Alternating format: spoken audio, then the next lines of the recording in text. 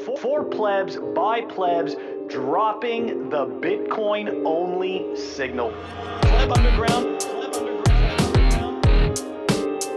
Welcome everyone to the Pleb Underground.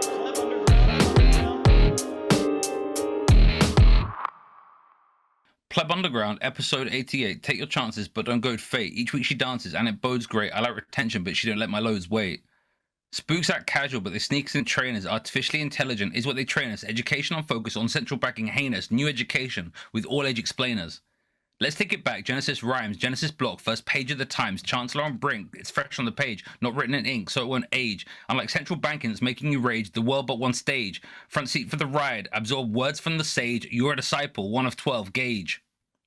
You can look good, don't need to be pricey. Develop yourself, there's a PR icy. Frost multi-sig, there's a PR icy. Shitcoiner there, PR icy. K, it's minimalistic, but it's not a bare space. Price pumping now, so it's not a bare space. I can't be rushed, I don't go their pace. They don't fly around here, this is my airspace. Here's something I wrote, but not with a quill. Did you catch the pizza day this week? They ask at the grill. Not gonna die on this hill. Jalapenos are fire, but pair them with dill. God, Bitcoin looking fine still.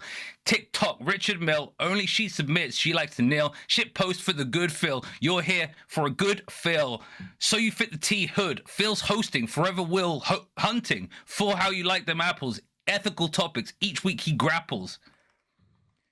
You don't want to live alone, but not with a roommate. Hit the gym, blow up, boom, date. Want to procreate, bride and groom mate. Hodl each other, make fruit from the loom rate. More than rabbits, don't suit the doom fate. Bright eyes looking up, don't see the gloom hate. She's emptied me, more than Fort Knox. Split my seed, glove fit. Whore with long locks, split like breed love. He went for long, boxed himself in, quit and chased short frocks. Check Texas Tech, real estate. I'm not talking Mahomes. Freedom focused. I choose where I roams. Privacy focused. Want a quiet life. Good intentions. Want to switch coins like Rick and Morty switch dimensions. We're back again. We say what we want. Pleb Underground, your local haunt. When we look back, we see 87. Look who pulled by. Pit stop for Evan. Absolute fire, Walton. Absolute fire. And that's right, guys. Joining us, we've got fellow Bitcoiner Evan, okay, who is the creator of this Ride of Passage, which is it's very, very interesting. I don't know if it's like a community, an initiative. He's going to explain it all to us. Dude, thank you so much for joining us on the show. Hey, thank you for having me, guys. I'm super excited to be here. It's been a blast hanging out with you, just getting to know you before the show. Oh, just wait. It gets pretty regarded. It gets pretty regarded. Welcome all to right. the show. Welcome to the show. All right. We are going to move it on over to the numbers. Yeah, the numbers brought to us by Time Chain Stats and Time Chain Calendar. Phil, what do the numbers look like this week? At the time of this recording, the block height is 844,951. The Bitcoin fiat exchange, 68,720. Oh, wow, 720. Just stopped right there. Anyways, Big Macs. Big Macs. How many Big Macs can you get for BTC? 13,343. Ooh, that is, yeah, that's a lot of cholesterol and a lot of heart attacks. Anyways. Total public lightning capacity, 4,958. Fastest fee, 10 sats per V-byte. That's right. Runes enjoyers still down bad. Moscow time, 14:55. Boom. The numbers, guys. So we don't have much to say about them, right? It's kind of just like, yeah, that's kind of what it is. Walton, should we dive into our more eventful numbers, which is our articles? I like that the the fee rates are down at, what is it, like single sats per V-byte? Well, it shows 10 sats per V-byte, but I'm pretty sure that you can do it for less. Yeah, but like we've been dipping we down. Saw 8 right? this like week. We saw 8 this week. So 7, I'm pretty sure. So like, yeah, it's good. Yeah, that's kind of the numbers I like. Yeah. Yeah, exactly. I saw somebody trying to FUD Bitcoin today. One of these ETH enjoyers trying to FUD Bitcoin and explain how the miner death spiral, right? The fees won't keep up, and eventually nobody's gonna mine Bitcoin. Yeah, exactly. All right, let's move it over to our first article. Here we go. Walton provided us with this retweet at Salvatoshi, the Bitcoin pizza flipping. Although it pissed me off because she fucked it up, and she Really? did 10,000 for 10,000 Bitcoin for one pizza, and it was for two pizzas, and that's what pisses me off. A load of normies, or people who aren't that knowledgeable about Bitcoin history will think that it was 10,000 for one pizza, and it was actually for two. And actually, he didn't buy it directly. He sent 10,000 Bitcoin, which was $41 at the time, to a British person who paid then $25 to the pizza place. Which one was it again, Phil? Remind me. Papa John's. Papa John's, thank you. Papa John's. Yeah. So yeah. But yeah, still cool. Still a good meme. And look, it still proves the point. Is pizza a shitcoin though? Do we think? I do. I do. I think, yeah. Now at my age, a slice or two, it's okay. You eat a whole pizza, it's like Evan. Is pizza a shitcoin? Yeah, it's just pure carbs and oil and fat.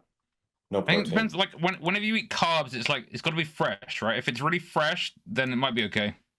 Okay. If question. It's not, what if it's made with avocado oil, right? Or what if it's made with beef tallow instead of the motor oil? Vegetable oil that they're putting in the engine lubricant. The engine lubricant. Yeah. What are you talking about? It's for food. Lubricate these nuts. Yeah. Wait, did you guys see that? We're trying to be educational, Walton. I know, but actually, no. Did you see that someone was hassling Rihanna for free tickets? Some journalist, and she was like, she was kind of getting a bit annoyed with them, and then eventually goes, "Free tickets, these nuts." That's crazy. Yeah, that's quality. What timeline are we living in? Okay. Yeah, I know. Oh, that's a good one. Yeah. So this meme, all right, it's wrong, but still gives us an idea on the value proposition of Bitcoin. We'll take it now. For the people who aren't paying attention, you may not know that there was a several hundred paged document which Judge Meller released this week about outlining the detail and nuance as to why Craig Wright is not Satoshi. And of course, Bitcoiners, right? They got to work figuring out the word count. And let's dive into this because this is very impressive. Very impressive. Copa versus CSW ruling word count analysis. Now look, take these at face value. Maybe he's not a fraud. So take a look at this: forgery 130 times, lie 123, lied 96, forged 69, lies 54, forgeries 33, false 26, fraud 19, dishonest 18, unreliable, liar 15, fake 14, technobabble 10. I like that one. That one I really like a lot. Fraudulent 7, fabricated 5, misleading 4. I mean, this is beautiful. This is beautiful. And to me, this is really the icing on the cake. I mean, look, we've been Bitcoiners, actual Bitcoiners, not BSV people parading around as Bitcoiners, have been telling you that this guy is not Satoshi, and that thing, okay, is not Bitcoin. And I mean, this week was just absolutely insane. That report actually came out. Evan, do you follow any of the CSW saga? Did you follow it at all? Not much until it blows up on my timeline, to be honest.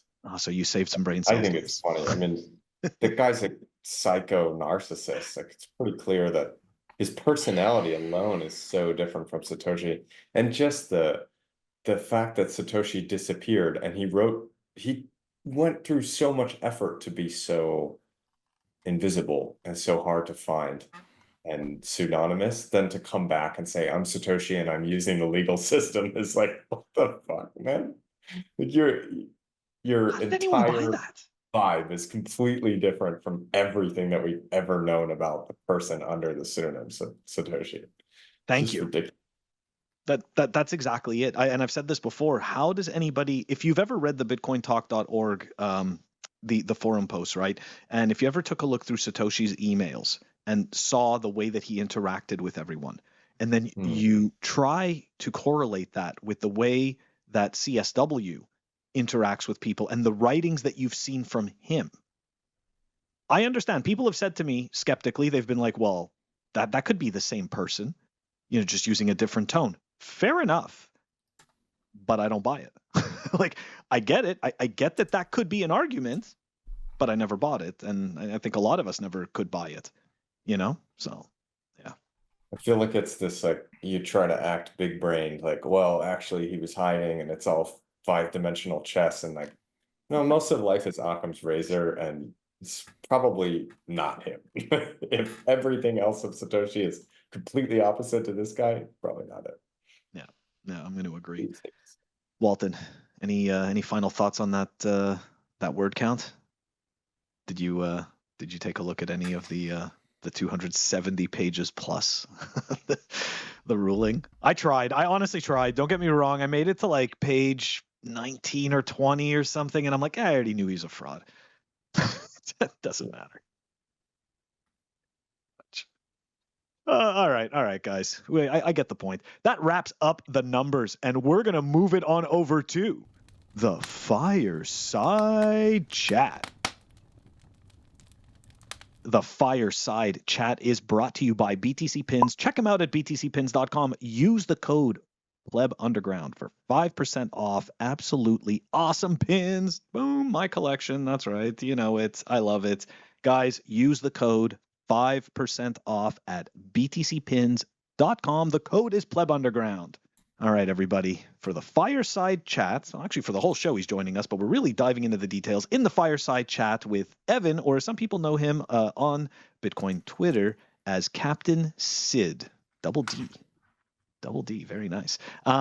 So, man, right, thank you so much for joining us. And of course, because I've never really spoken to you before, we'd like you to tell us about the rabbit hole story. Before we dive into Rides of Passage, let's talk about the rabbit hole story. Yeah, all right. So Let's do it. it starts with me wearing a bunch of chains and saying I was in it for the technology. But really, no, like I was interested in the idea of like uncopyable digital property back in like 2014. That's the earliest like remembering that I have of Bitcoin is notes from a class on emerging technologies. I studied the history of technology in school, which is a useless liberal arts degree, but whatever. And in some class, in those notes for emerging technologies, I wrote Bitcoin as something I was interested in, but I knew nothing about it. I remember I read a Wired article about miners mining like in immersion tanks, and it looked like the Matrix with these like green columns of goo, and it was just interesting to me as a technology. So I read about it for a while and tried to understand how it worked, and then I really started to fall down the rabbit hole in 2017 as the price was going up, but I still was not looking at it as an investment. I was looking at it as like infrastructure and technology. And then one of my roommates, I was living in New York at the time, she was like, dude, you won't shut up about this Bitcoin thing. Do you even own any? I was like, oh, I don't own any. I don't have any skin in the game. So I thought, well, I gotta get some, Wait, so you only own Bitcoin because you got called out by a girl about the fact that you didn't? Yes, that is true. That's awesome. I haven't heard this version. That's the good kind of peer pressure. This is quite the timeline. All right, continue. Sorry. Yeah. So I decided I knew I could buy less than one Bitcoin. Is she a Bitcoiner? I sent her some Bitcoin back then, and last year she messaged me, how do I get that back? Because she didn't have the phone anymore, and she never wrote down the seed phrase. REKT. Like, REKT. That shit's gone. Yeah, it's a donation, to all of us. Still hold. But anyway, I bought an entire Bitcoin and just aped into it with everything that I had. I had just graduated college. I had no money. So I basically put my entire bank account and bought one Bitcoin and then held that all the way up through the run up. And then I thought, oh my God, I've discovered utopia on Earth. This is amazing. And then I started looking at all these shit coins and going to ETH conferences and stuff. And then through 2018, I quit my job at the beginning of 2018. I went and worked on fundraising for a Bitcoin mining farm. And that's when I really started to understand the nitty gritty of proof of work and the economics of it. And I started to realize, like, I was going to these ETH events and like shitcoin meetups and stuff in New York, and like none of these people really, like, they're not saying anything. They talk a lot, but like nothing they're saying makes any sense. Yeah, of course not. It's And vaporware. a lot of the stuff that the ETH people are talking about, like when you really dig down 1 or 2 layers, all you're doing is just doing something that like you can't do in the traditional system because you're regulated, but you could do it on an Amazon database, like so much easier. Like everything that you're doing, you should just be doing on a database, because that's all a blockchain is. It's just a database, a really slow database that no one else can change. So anyway, I started clearing out everything else. And then at the end of 2019, it was beginning of 2019, I went to the first Bitcoin conference. That was a big marquee moment in the whole rabbit hole story, because that was the first Bitcoin only event that I went to. In New York, it probably still is filled with shitcoiners. It's like bankers and traders and stuff. So I wasn't getting anywhere there and not really meeting like Bitcoiners. So I almost sort of threw it in the trash and like, I'm not that interested in it anymore. And then I went to Bitcoin 2019 and realized, these are my people. This is the sort of conversations that I was looking for. And it's focused on sovereignty and freedom and macro and all these other interesting things happening in the world, but looking at them through a Bitcoin lens is a totally new lens to me. And then I left the country in 2019. I born and raised in the US, went to school on the East Coast, lived in New York. And then I moved to Chiang Mai, Thailand in late 2019, because something in me just snapped and I was like, I'm sick of being here. I want to get out and I want to go somewhere like completely different from this. So I thought, I'm going to try Thailand and see how that goes. So I moved to Thailand. Right when I moved, I found a YouTube series from Mike Maloney. He's a big It's gold funny bug. because you say you went to Thailand, but I was thinking that you were the like straight version of Nick Carter, and you just like destroyed that like me. Anyway, What's gay about Thailand? Dude? Thailand's great. Yeah, Thailand is pretty cool actually, to be fair. There we go. Let me put my AI generated. See, look at There's that. great scuba diving in Thailand. Look at that. Look at that pool. It's awesome. Look at that pool. Look That at looks little more Okay, like sorry. Indonesian, though. But anyway, sauna room. Yeah, got everything in there. Back to the story. Yeah, so we want the watch story. that gold bugs thing about like money and the history of money, and that's when it really clicked for me. This is the Mike Maloney material that you were watching? Yeah, it's like Okay. Hidden Secrets of Money or something like Yeah, that. I've seen this series. Yeah. Yeah, and then for some reason he has a Bitcoin episode, but he talks about like not Hex, but there was another algo something like scam coin that's gone now, but he's like, but this would also be really big, but Yeah, for Bitcoin as sure. well. So yeah, it was affinity scamming even back then. But who is this? Sorry, or Mike Maloney. the big gold bug. And the core of that whole series was about the debasement of the US dollar and the debasement of currencies over time. He talks about ancient Rome and how they would snip coins and debase the metal and all these things and all these different ways that governments and banks over time have used to debase currency and what that does to a society. So that's when it really started to click for me that this is way bigger than some technology layer or internet of money. This is like going to change the world. This is possibly the most important thing going on in the world. Yep. And then the rest from there is kind of history. I mean, I quit my 9-to-5 in 2021. I rode a bike across the US, a motorcycle across the US, going to Bitcoin meetups and trying to connect the human Bitcoin network. Probably shook 1,000 hands in that 3-month trip. And now I'm doing tours for suck it, COVID. I know. I was thinking of a COVID comment I could make. I'm like, and I did not get COVID that entire time. What? Yeah. What? Can't get it if you don't check. That's yeah, exactly. It's just a cold if you don't check. No, sorry, I'm not downplaying it, but anyways, sorry. Continue. Yeah. Just being that's pretty me. much it. Yeah. I mean that's okay. So awesome story. I mean the whole thing getting shamed into Bitcoin. I definitely is an arc I was not expecting. Walton, thank you very much for pointing that out. Was not expecting that arc.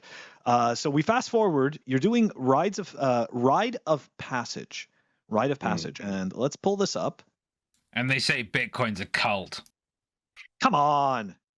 Come on. We're the best cult around. We're the cult of sound money. Thailand with me to the lawless lands and ride motorcycles. Yeah, Talk so about sovereignty. let's talk about this. The tours money can't buy. And you have two sections here, for Bitcoiners and for entrepreneurs. Okay, and before we get into that, because I told you I wanted to talk about the entrepreneur stuff. But so let's talk about this. What is the Rite of Passage? And I guess even before you answer what is the Rite of Passage, why did you decide to start this up? So, like most things in my life, I had no idea I was going to do this like 18 months ago. But coming out of that motorcycle trip I did around the US, came back to Thailand, I was trying to figure out what am I going to do next. And I had met so many amazing people on that tour. One of them was Texas Slim, the Beef Initiative guy. And Slim had pinged me at least once a week since we have met to this day. Like, I don't think I haven't heard from him in 1 week. He's dead if he hasn't texted me in 1 week. So we were talking constantly, and he had told me when we met in Austin, like at the very beginning of my trip, that he had been to Thailand like 20 years ago and he wanted to go back. And this was like his sign meeting me, and we really vibed. So he came out to Thailand in March of 2023 with his son.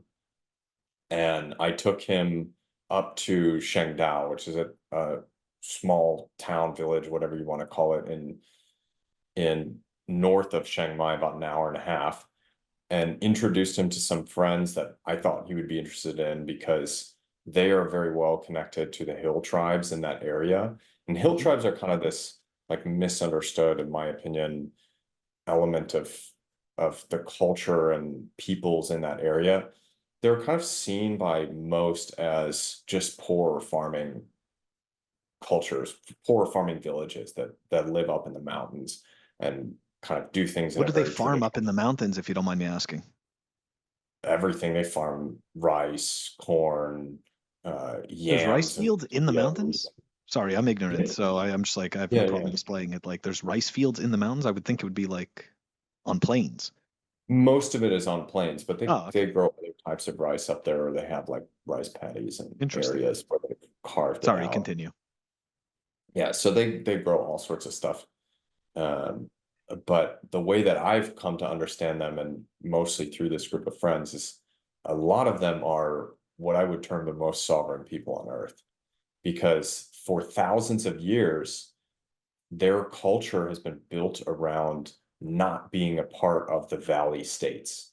So these states that gathered all this power in the valleys that could conquer and administer a state through the valley, when those states started to tax too much, or they were conscripting people for war, or there was a famine or a plague or something, people would literally run to the hills and end up living up on these hills where the tax collectors couldn't get them. They were isolated. So these societies developed with a culture that basically resists the state. And sometimes they don't even know why, but that's just their culture. Yeah. You know? But there's so many elements to the way that they think and act that they are extremely sovereign, just in their way of being, in their culture, in their structure. And I thought that would be very interesting for Bitcoiners. So anyway, Slim came out, he saw that, and then he literally shook me and said, dude, you got to take people up here. And mind you, the time that I took him is called burning season in Chiang Mai in March. The air is thick with smoke. You can barely see the beautiful scenic mountains. There's nothing going on. Like, anyone that can afford to get out is gone, because the air quality is so bad. It's super hot. It's like 100 every day. And he was like, man, this is amazing. Like, me and my son are having this incredible like rite of passage. And that's where that rite of passage came from. Is I wanted to create this experience. So just like the website. Look at that. Just like the website. You know, it's like when they say the title of a movie in a movie, you know. You said that. Anyway, sorry, continue. Yeah. So in planning the first ride, the ride that we did last year in December, I basically, what I wanted to do is take the transformation that I had coming to Thailand and riding on a motorcycle and all the things that I discovered on a motorcycle, because I don't have a car. I'm borrowing a car actually from a Bitcoiner right now, but I have a motorbike and I ride the motorbike everywhere. And that's how most people get around. Like I just ride motorbikes and scooters. And so I developed this itinerary around the experiences that changed me the most coming to Thailand. And that's why I tell people, like, it's a tour that money can't buy, because the things that I want to put into these are things that no tours. What's the price? What's the price?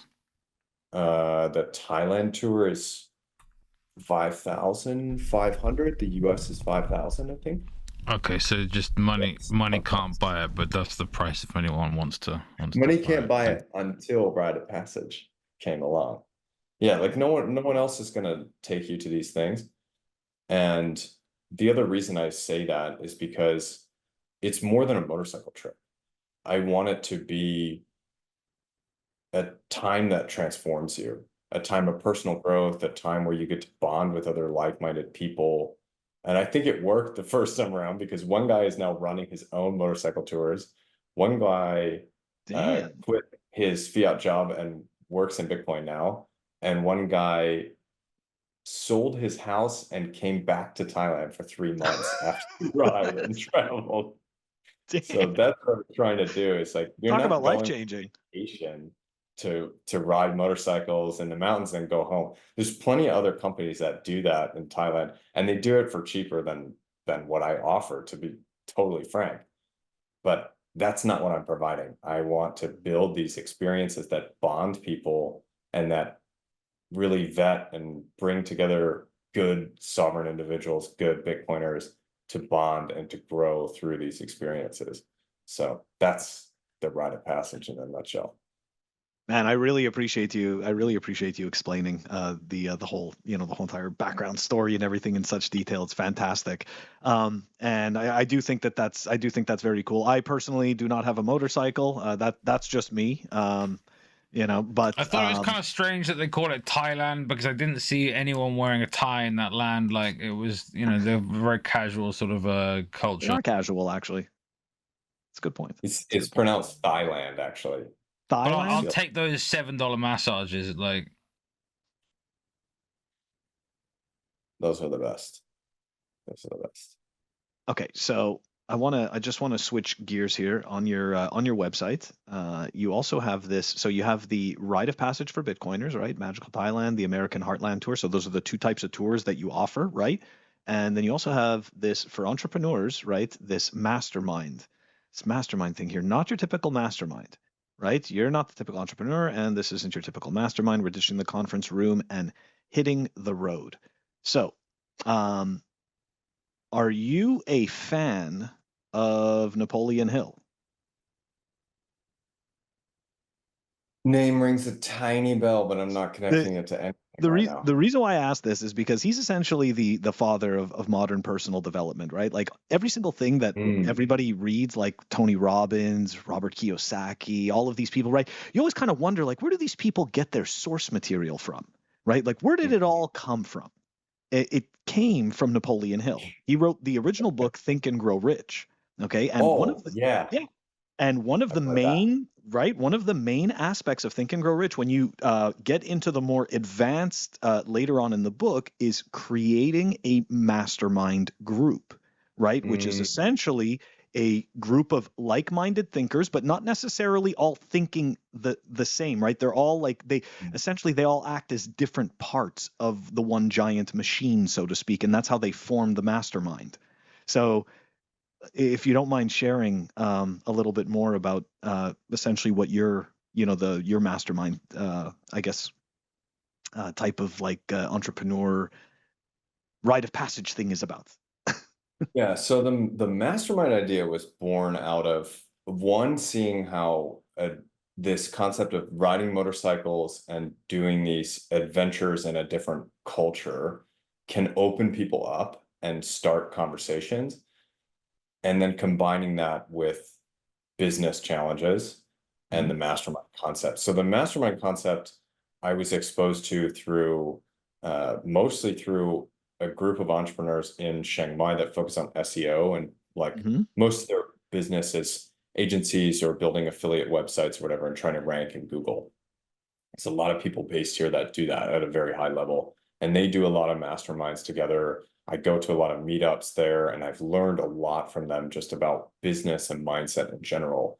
And I quickly realized how much toil I could skip by just having a good conversation with someone who knew what they were doing, or even with a peer that just helped me see something in a different way.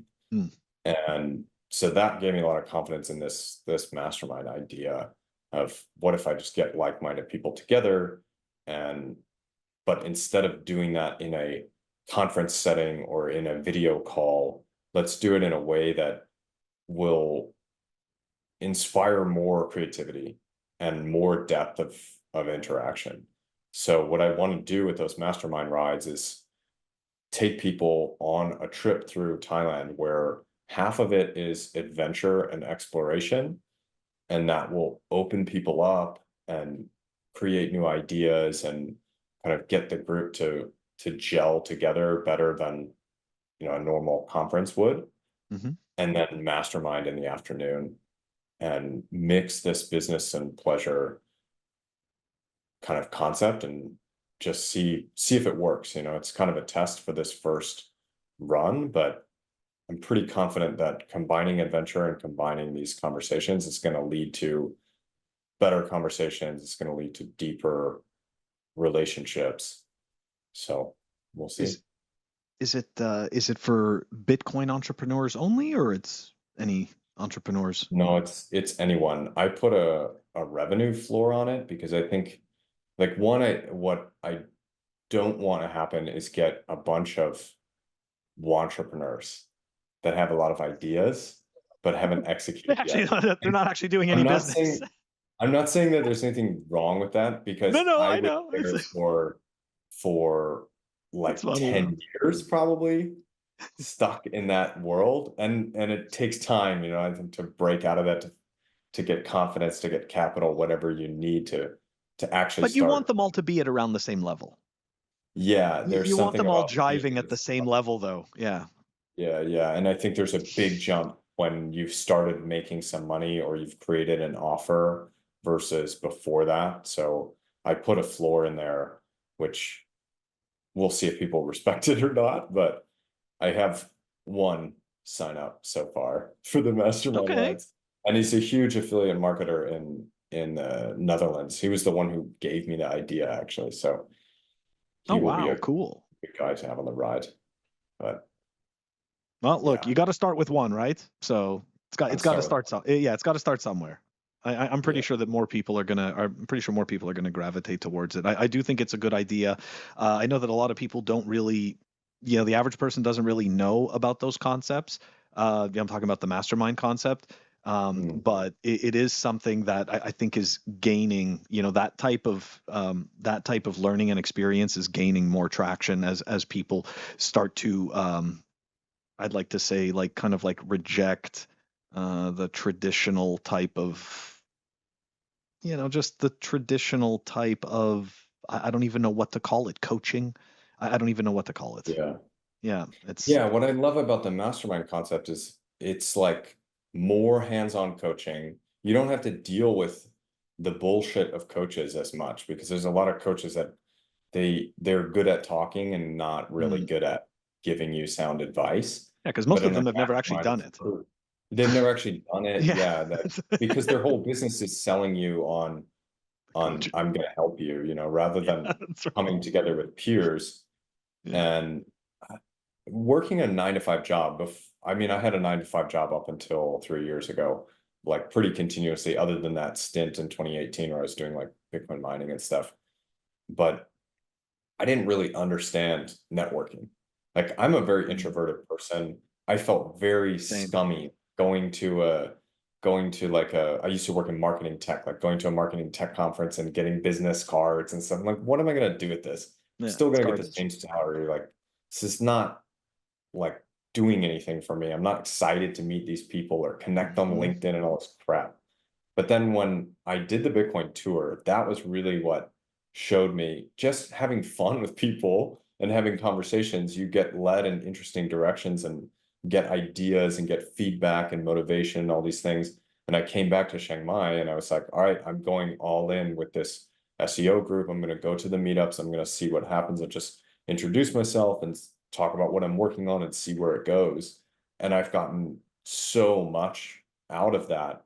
And I hope that I've given a lot of value as well to people along the way. And I think that's what makes a mastermind so great. You can get so much from your peers without them, like they're not really having to give up that much. They just have a conversation with you and you can give as well and have that back and forth, especially in a mastermind setting where each person gets their hot seat to talk about their problem or whatever, and then everyone pitches in solutions. It's very helpful. Yeah, it's very helpful. It's very fascinating. Man, I could keep talking about this forever. Unfortunately, though, we do have to wrap it up. We got to move it on to the we got to do REKT and Hopium because there is so much there. But look, before we move on there, Evan, how can people find out more information about Rite of Passage, and if they want to get in touch with you, what's the best way? Yeah, so the best way is probably on Twitter. My Twitter handle is CaptainSidd with 2 D's, double D's, SIDD. And then Rite of Passage, you can go to Rideofpassage.live. That's the website for it. You can check out the trips on there. And then on the homepage, if you scroll to the bottom, there's an email submission. So if you can't make it this year, or like if you don't ride motorcycles, whatever, as I've explained earlier, like this is much bigger than a couple of motorcycle tours. I'm going to be doing a lot more in this vein of personal development and masterminding and getting like-minded people together to do these kinds of experiences. So if you're just interested in like basically going on a vacation with Bitcoiners or doing a mastermind, put your email in there and I'll keep you abreast of all the things that I'm going to build out of this. Very cool. Very cool. We are going to put that. That is all going to be in the show notes for you guys. And hey, that wraps up the Fireside Chat, and we're going to move it on over to REKT. Up next, we have REKT, sponsored by Proof of Ink. Proof of Ink are a Bitcoin apparel and accessories company making some incredible designs. Here you see the PlebUnderground collaborations, the tees, the hoodies, and many more. There are a number of very other cool collaborations, but if you'd like to support the show, please grab some merch. You can get 5.8% off all of the goodies over at proofofink.com if you use the code PLEB. Once again, that's 5.8% off everything using the code PLEB at proofofink.com. Welcome back to REKT. I have a couple of stories for you this week. The first story. Let's go. The first story. A tweet from Samantha LeDuc. MIT students stole $25 million in seconds by exploiting the ETH blockchain bug. As per the DOJ, the scheme was so sophisticated that it calls the very integrity of the blockchain into question. Now, this is obviously who's REKT here, right? Obviously, I guess ETH's REKT, right? Because these MIT students exploited it. But actually, I mean, who knows if these MIT students are doing this for academic reasons or whether it's a plan by some sort of state actors. Either way, it can be used to frame the blockchain as something that is insecure and where people shouldn't store their money. It's a psyop and potentially a little, what's the word, prelude to some sort of regulatory step, right? Against I'm sure not just Ethereum. Evan, what are your did you see this at all? The No, I $25 million like, hack? Yeah, so it surprised me. essentially it's kind of tough, right? Because I think Samantha Leduc is pretty wrecked with her terrible takes on Bitcoin. She was totally wrong about it. She, not that I give a shit about the ETFs, but she was one of those people who was just like, this is the nail in the coffin. Bitcoin goes to zero after this, and obviously she was wrecked and completely wrong. But then there's also this aspect of the story, right? Which is essentially her making the comment that blockchain's integrity is in question. It's like, this is an ETH problem. This is a shitcoiner problem, Yeah. So She's lumping it all together as like, this is all blockchain, as yeah, if we're all using the same SAP database or something like yeah, that. exactly. Like I the mean, for the basic shitcoiners, sure. misunderstanding. Like you need to read for like 15 minutes to understand that this is totally wrong. Yeah, this is just Like, garbage. you have Yeah, to know that word. But the outrage, whatever you call that, like tweeting something that's clearly incorrect to get people to respond to it. She's good at that, as many people are on Twitter. yeah. She's wrecked too, though. It's not just ETH that's wrecked. I think Walton. I think it's a double wrecked that you had in that one. I think it's a double wreck. That's my personal take. Maybe so. The next story I have for you in REKT, is a story I wanted to do in numbers, but I think it works here. So I don't know. The guy's quite smart, but I'm kind of like now cast for shitcoiners kind of fuck him. This is Jameson Locke, stuff. Yeah, is quite a smart Bitcoiner. Doesn't or sometimes and is good at doing tests on a bunch of things, right? And so he tested a whole bunch of different signing devices for doing multi-sig, because you actually have to compute a bit more on the devices. And certainly some devices, and you can see here quite clearly, Ledger especially, and Trezor take a lot of time to do large transactions when there's lots of outputs. The Ledger's failing or almost failing in some situations where it takes almost two hours to do. the foundation totally to sign it. The foundation totally failing. Yeah, foundation passport. Yeah, not all signing devices are created equal. Let's have a look at 3 of 5 as well. Again, yeah, foundation device passport edition fails when you've got lots of outputs. Lots of inputs, and similarly the ledgers, take hours in some situations to sign some of these multi-sig transactions. So, yeah, just a thought. Like I'm a multi-sig maxi, but like sometimes, right? You maybe you feel like you need to kind of move some Bitcoin. And yes, of course, there's a delay if you're making an on-chain transaction, because when do the blocks come, right? But maybe you don't also want a delay of multiple blocks potentially from your signing devices. Now, I'm sure if you're a multi-sig user, you're probably not noob enough to be using ledgers, but still, maybe again, it's like when are you gonna do like a giant input transaction? I don't know, maybe sometime when you feel like you need to sweep it, right? When are you going to do that? Well, that might be an emergency. Maybe if you want to like leave with all your Bitcoin sometime, right? You might want to sweep to one address and run, right? Or something, like there's and that's the time which you don't have the extra time. So yeah, choose a signing device that doesn't take a lot of time, because in an emergency you may not have that time. Jens. Seed Signer is like wicked fast. They're the fastest one. Yeah, the Seed Signer was the fastest on everything, and then I think Cold Cards. Yeah. You can find, like there's nothing fancy about the hardware in that. Cobalt, I think, was pretty quick on the 3 of 5. And I'm like, so we got to give a shout out, at least give a hand, like a clap, for Li Xin, okay? Because a lot of people give him, for real, right? They give Cobalt a hard time because they are based out of China, right? So in terms of, I'm talking about like, Western Bitcoiners, like they don't, for the most part, I think they give They don't give him a pass. They give him a bit of a hard time. So I'm kind of happy to see that for him. It's good stuff. Because Cobalt has had a bit of a checkered history, right? They were Keystone before. He had to leave. They had their differences. So it's man.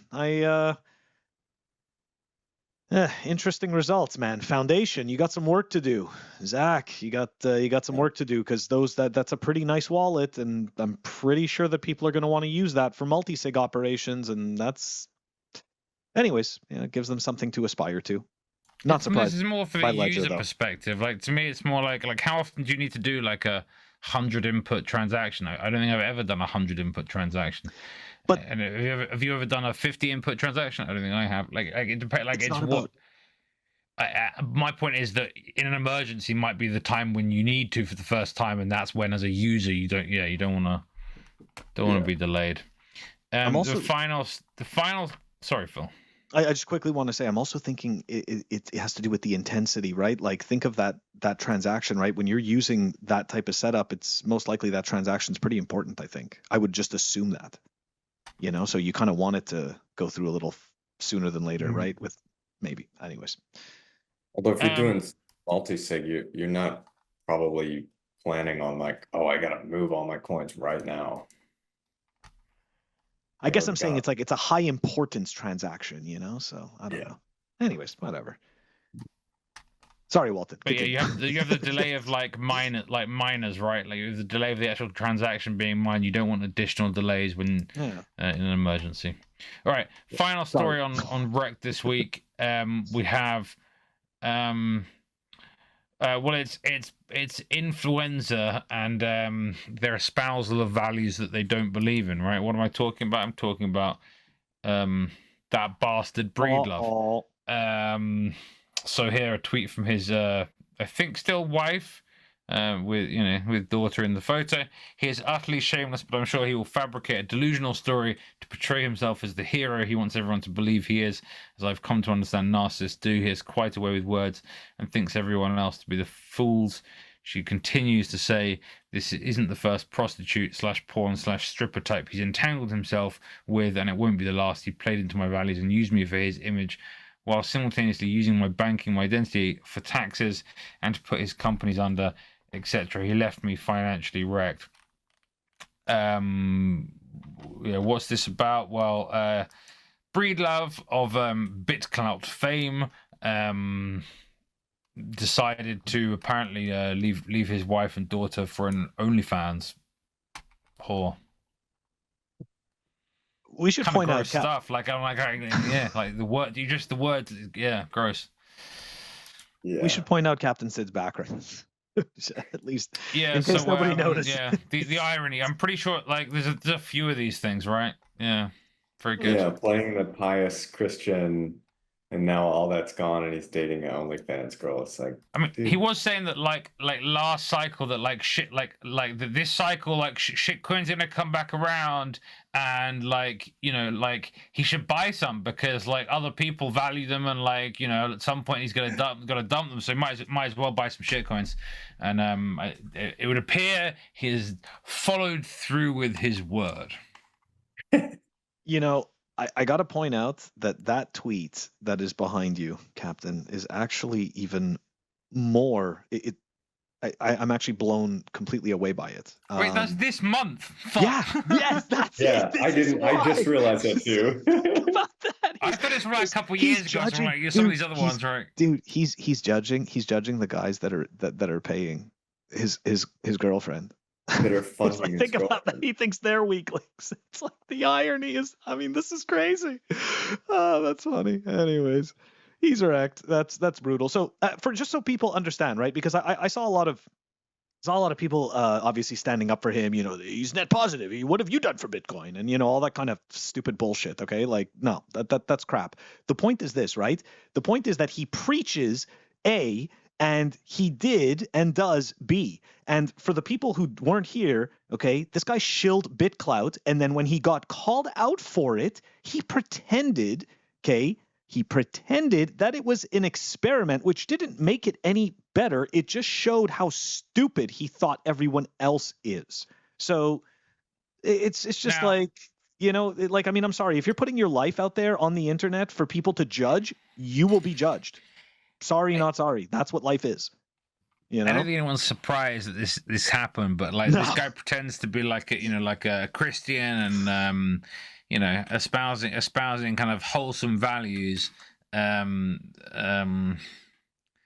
Buy my shit but coin. I don't know, like as the ancient Chinese proverb says, don't trust those who skip leg day. And I think it can really be summarized like that. Like, yeah. Anyway, so that was REKT, and Phil, up next. Yeah. All right, guys. Like Walton just said, we're wrapping up REKT. It's over, and we are going to move it on over to the Hopium. The Hopium. The Hopium is brought to you by CypherSafe. Check them out at CypherSafe.io. The pet rock enthusiasts, enjoyers in disbelief. That's right, guys. 16 ounces of solid titanium. The Bitcoin Rolo Triangle, only by CypherSafe. Check it out at CypherSafe.io. All right, guys, welcome back to the Hopium. Let's dive into it. It's gonna seem like the shitcoiners won this week. I know a few Bitcoiners are like, I'd rather see Ethereum go to zero than Bitcoin pump, and I can't disagree. I can't disagree with that sentiment, but at the same time, I also understand that humans are complex, and unfortunately, everybody feels that they've missed the boat on Bitcoin. And this is how they rationalize all the mental gymnastics of shitcoining. So shitcoining isn't going away, okay?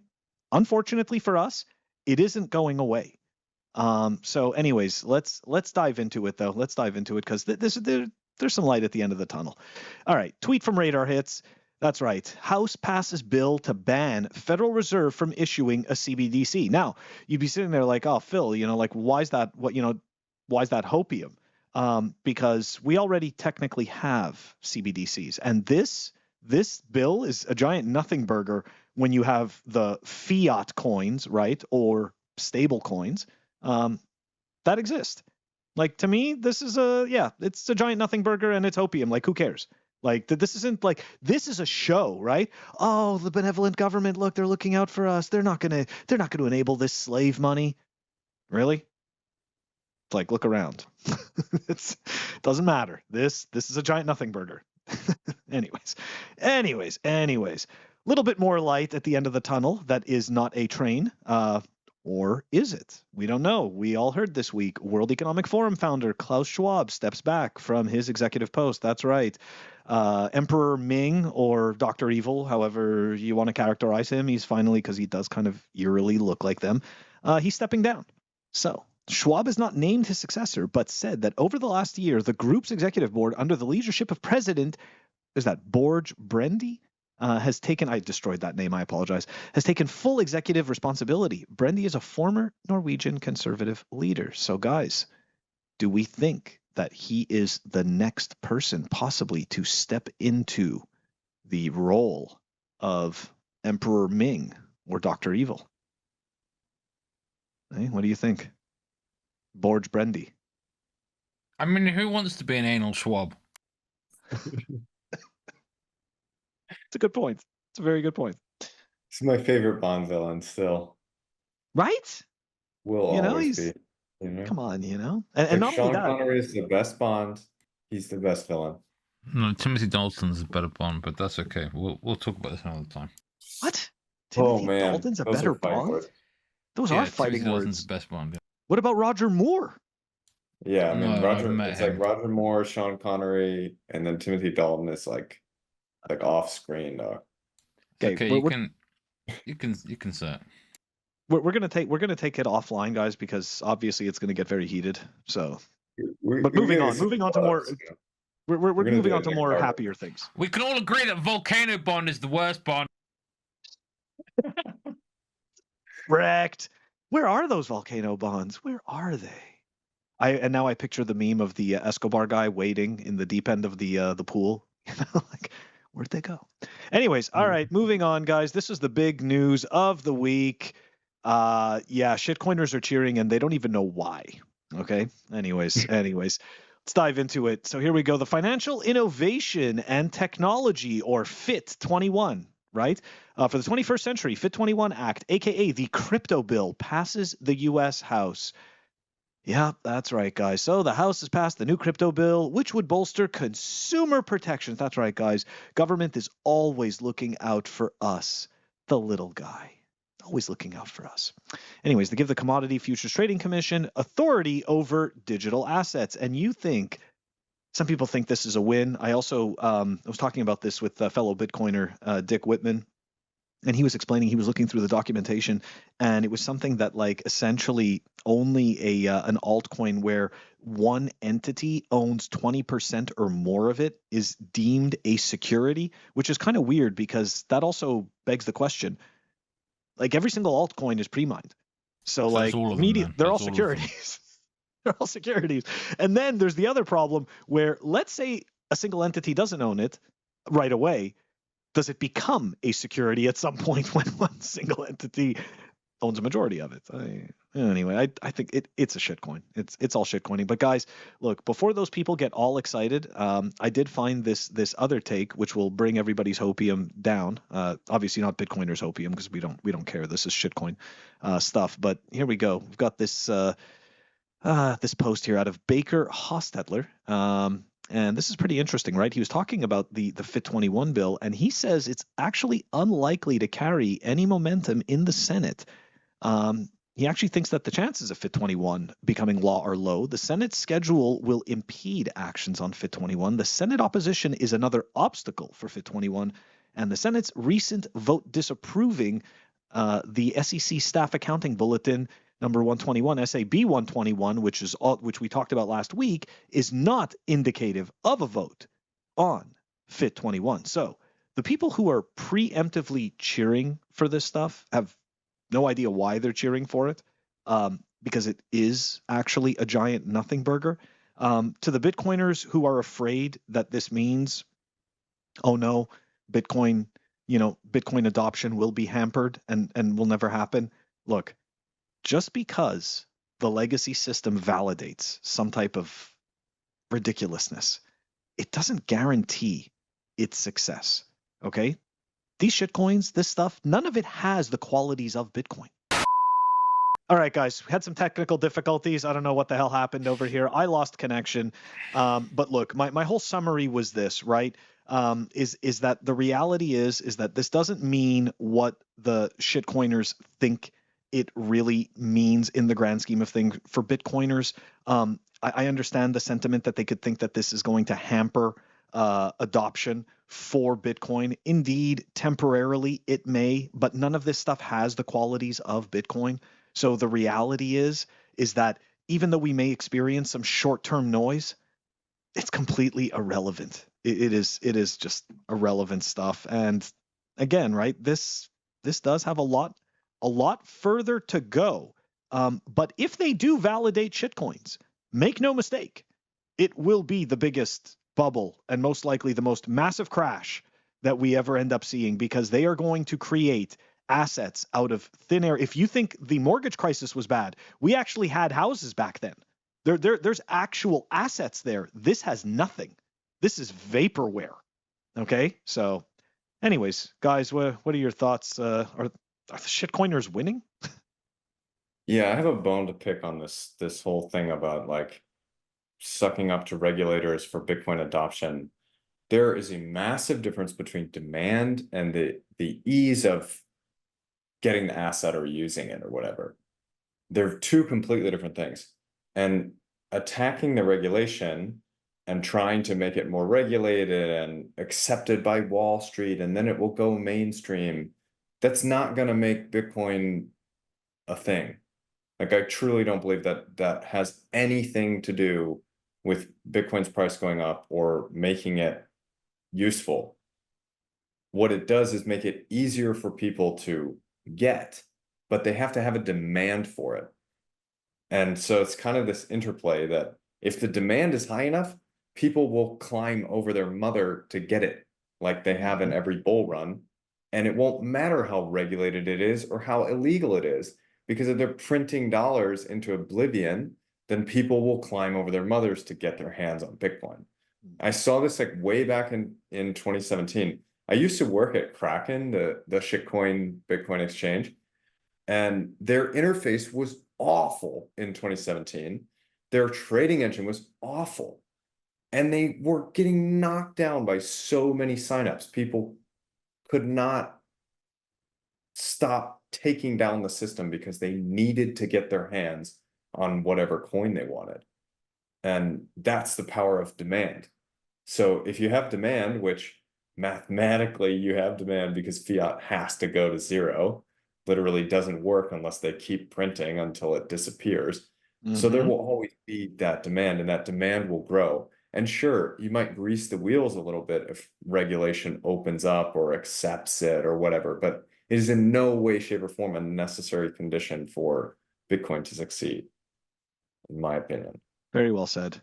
Very well said. Walton, any thoughts on this before we wrap up the Hopium? I think I'm good. Okay. Yeah, fair enough. Yeah. Fair enough. All right, guys. Oh, yeah? I feel like it's going to be another big week for Barry soon, right? Fucking Barry and his big weeks, man. I'm so tired of that shit. I'm tired of it. This week again. Right? Yeah. We actually did a clip on that. We actually did a clip on GBTC. They've got a mergers and acquisitions CEO that just came in. I'm sure that that's great. I'm sure that they're not going to be dismantling. Selling off assets. Whatever. It doesn't matter. Merging with BlackRock. It's a big week for Barry, and it's probably going to be a big week for BlackRock as well, like you said. Anyways, guys. Embrace. Sorry? A warm embrace. There you go. BlackRock, you know what they say? Once you go BlackRock, you never go back, Rock? I don't know. Anyways, all right. Guys, yeah, that's my terrible ability to finish one of Walton's jokes. Guys, that also wraps up this week's episode of Pleb Underground. But before we go, Evan, one last time, how can the viewers and listeners find you if they want to find out more info about Ride of Passage? Yeah, so my Twitter is CaptainSidd, SIDD, that's a double D. So that's my Twitter handle. You can find me there, follow me there, and I post about Rite of Passage all the time on there. And then if you want to learn more about Rite of Passage, the experiences that I'm building for Bitcoiners and freedom-loving people around the world, then go to Rideofpassage.live, L-I-V-E. That's Ride, R-I-D-E, of Passage.live, L-I-V-E. Awesome. That's going to be in the show notes for everyone. Guys, don't forget, like and subscribe. Help us grow the channel. Don't forget to check us out on our audio-only platforms, Apple Podcasts, Spotify, and Anchor. If you want to stream us sats, check us out on fountain.fm. You can stream us sats through Breeze. Walton, you know. fuck shitcoins.com. Right. Please like and subscribe. We will see you next week. Take care. More toxic than the most toxic